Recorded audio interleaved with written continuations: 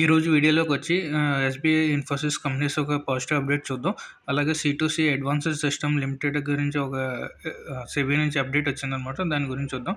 అలాగే కొన్ని కంపెనీస్ యొక్క Q2 results, dividend, bonus, stock split గురించి చూద్దాం. గాడ్ఫ్రే ఫిలిప్స్ అనే కరెంట్ మార్కెట్ ప్రైస్ చూసుకుంటే 5,771 దగ్గర క్లోజ్ అయిందనమాట. ఈ కంపెనీ వచ్చి డివిడెండ్ని అనౌన్స్ చేసింది ₹35 అనమాట. సో మనం 27, 28 లోపల బై చేసి హోల్డ్ చేసుకుంటే మనం దీనికి ఎలిజిబుల్ అవుతాం. ఎన్ని షేర్స్ అయితే మనం బై చేసి హోల్డ్ చేస్తాం అన్ని షేర్స్కి ₹35 చొప్పున మనకి అకౌంట్లో క్రెడిట్ అవుతూ ఉంటుంది అనమాట. నెక్స్ట్ కంపెనీ వచ్చేది టపారియా టూల్స్ అనమాట. ఇది కరెంట్ మార్కెట్ ప్రైస్ చూసుకుంటే ₹9.19 అనమాట. ఈ కంపెనీ ఒక డివిడెండ్ని అనౌన్స్ చేశారు ₹25 అనమాట. దీనికి మనకి ఎక్స్ డేట్ వచ్చి 29th నవంబర్ అనమాట. సో మనం షేర్స్ బై చేసి హోల్డ్ చేయాలంటే actually company current market price చూసుకుంటే ₹9 ఉంది, డివిడెండ్ చూస్తే 25 ఇస్తున్నారంటే యాక్చువల్లీ కంపెనీ చిన్న కంపెనీ అనమాట. 13 crores మార్కెట్ వాల్యూ ఉంది. సో దీనికి ఇన్వెస్టర్స్ ఎవరైనా బయర్స్ ఉన్నారా అంటే బయర్స్ యాక్చువల్లీ హోల్డ్ చేస్తూనే ఉంటారు, ఎవరు అమ్మరనమాట ఈ షేర్స్ని. సో మనం ఎంత ట్రై చేయాలనుకున్నా మనకి దీన్ని బై చేయడానికి అవ్వదు కాబట్టి కంపెనీకి డివిడెండ్ కూడా మనకి అలాట్ అయ్యే ఛాన్సెస్ కూడా చాలా తక్కువ అనమాట. మేబీ ఎప్పుడన్నా ఇయర్లీ ఒకసారి 2 సార్లు ఎవరన్నా సెల్ చేస్తే 1 షేర్ 2 షేర్స్ లేదంటే మ్యాక్సిమం 10 షేర్స్ అలా సెల్ చేస్తూనే ఉంటారు, కానీ ఎక్కువగా ఎవరు సెల్ చేయరు అనమాట ఈ స్టాక్ని. ఎందుకంటే ఎవ్రీ ఇయర్ మనకి డివిడెండ్ బాగా ఇస్తున్న కంపెనీ అనమాట టపారియా టూల్స్ అన్న దాని గురించి. నెక్స్ట్ కంపెనీ వచ్చి సూర్య రోషిని లిమిటెడ్ అనమాట. కరెంట్ మార్కెట్ ప్రైస్ చూసుకుంటే 584 దగ్గర క్లోజ్ అయింది. కంపెనీ వచ్చి బోనస్ని అనౌన్స్ చేశారు 1:1, అలాగే డివిడెండ్ కూడా ₹2.50 అనమాట. డివిడెండ్కి అయితే మనకి ఎక్స్ డేట్ వచ్చి 29th నవంబర్ అనమాట. ఇంకా బోనస్కి అయితే మనకి ఇంకా అప్కమింగ్లో ఉందన్నమాట. నెక్స్ట్ కంపెనీ వచ్చి నాల్కో అనమాట. కరెంట్ మార్కెట్ ప్రైస్ చూసుకుంటూ 239 దగ్గర క్లోజ్ అయింది. కంపెనీ వచ్చి డివిడెండ్ని అనౌన్స్ చేశారు ₹4 అనమాట. దీనికి ఎక్స్ డేట్ వచ్చి 29th నవంబర్. సో 27, 28 లోపల మనం బై చేసి హోల్డ్ చేస్తే దీనికి ఎలిజిబుల్ అవుతాం. నెక్స్ట్ స్టాక్ వచ్చి స్ప్రైట్ అగ్రో లిమిటెడ్ అనమాట. కరెంట్ మార్కెట్ ప్రైస్ చూసుకుంటే ₹19 అనమాట. ఈ కంపెనీ వచ్చి బోనస్ని అనౌన్స్ చేశారు 1:1 అనమాట. రికార్డ్ డేట్ వచ్చి 29th నవంబర్.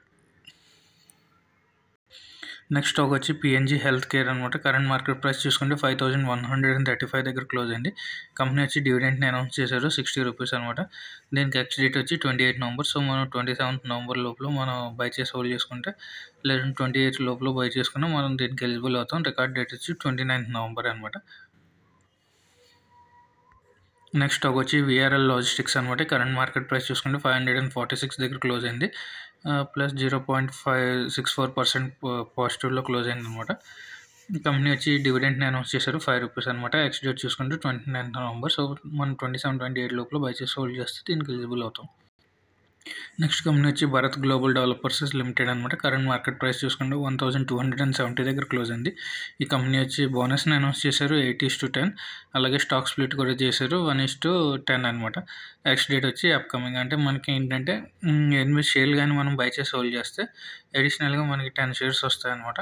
అలాగే 10 షేర్స్, అలాగే తర్వాత స్టాక్ స్ప్లిట్ అవుతుంది. ఒక షేర్ మనకి 10 షేర్స్ కింద అవుతుంది కాబట్టి సో టోటల్గా మనకి 80 షేర్స్ మనకి అకౌంట్లో క్రెడిట్ అయ్యే ఛాన్సెస్ ఉంటాయి అన్నమాట. నెక్స్ట్ వివిడ్ మర్చెంటైల్ అనే కంపెనీ అనమాట. కరెంట్ మార్కెట్ ప్రైస్ చూసుకుంటే ₹67.75 దగ్గర క్లోజ్ అయింది. కంపెనీ వచ్చి స్టాక్ స్ప్లిట్ని అనౌన్స్ చేశారు 1:10 అనమాట. దీనికి ఎక్స్ డేట్ వచ్చి 29th నవంబర్. సో మనం ఒక షేర్ బై చేసి హోల్డ్ చేస్తే అడిషనల్గా మనకి 9 షేర్స్ అకౌంట్లో క్రెడిట్ అవుతాయి కాబట్టి టోటల్ మనకి అకౌంట్లో 10 షేర్స్ ఉంటాయి అనమాట. నెక్స్ట్ కంపెనీ వచ్చి రాఘవ్ ప్రొడక్టివిటీ అనమాట. కరెంట్ షేర్ ప్రైస్ వచ్చి 1,650 దగ్గర క్లోజ్ అయింది. కంపెనీ వచ్చి బోనస్ అనౌన్స్ చేశారు 1:10.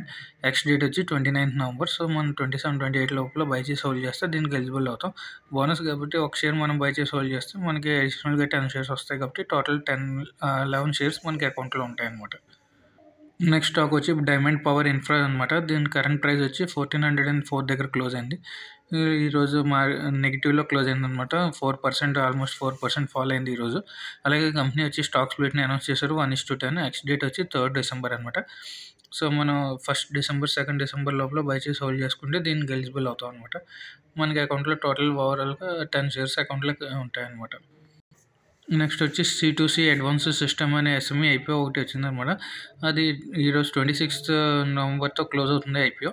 యాక్చువల్లీ సెబీ నుంచి ట్యూస్డే అప్డేట్ ఒకటి వచ్చిందనమాట. ఏంటంటే ఈ కంపెనీకి అకౌంట్స్ అనేవి కరెక్ట్గా ఉన్నాయా లేదా అని చెప్పి ఇండిపెండెంట్ ఆడిటర్ని అపాయింట్ చేయాలని చెప్పి సెబీ భావిస్తుందనమాట. ఎందుకంటే ఇది ప్రైస్ బ్యాండ్ చూసుకుంటే 240 నుంచి 226 రూపీస్ ఈక్విటీ పర్ షేర్‌లో వచ్చిద్ది ప్రైస్ బ్యాండ్. యాక్చువల్లీ ఐపీఓ ద్వారా 99 క్రోర్స్‌ని రైజ్ చేస్తుంది ఈ కంపెనీ. కానీ గ్రే మార్కెట్ ప్రీమియం చూస్తే more than 100% grey market premium ఉండేదనమాట. నవంబర్ 24-25 ఆ రేంజ్‌లో.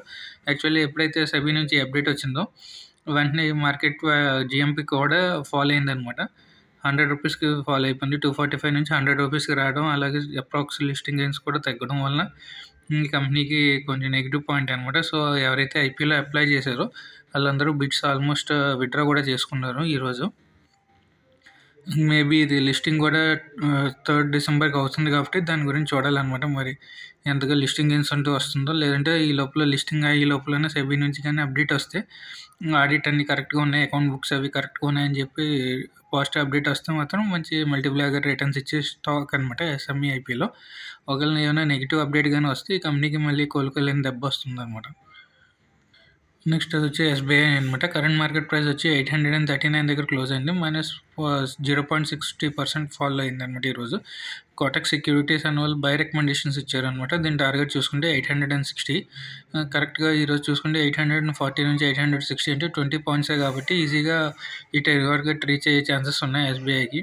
యాక్చువల్లీ గవర్నమెంట్ సపోర్ట్ ఉంటుంది, పిఎస్యూ బ్యాంక్ కాబట్టి ఇన్వెస్టర్స్ నుంచి కూడా సపోర్ట్ ఉంటుంది కాబట్టి Kotak securities bull rally expect చేస్తుందన్నమాట షార్ట్ టర్మ్‌కి. అలాగే ఇది టార్గెట్ 3-4 నెలల్లో ఈజీగా రీచ్ అయ్యే టార్గెట్ అనమాట.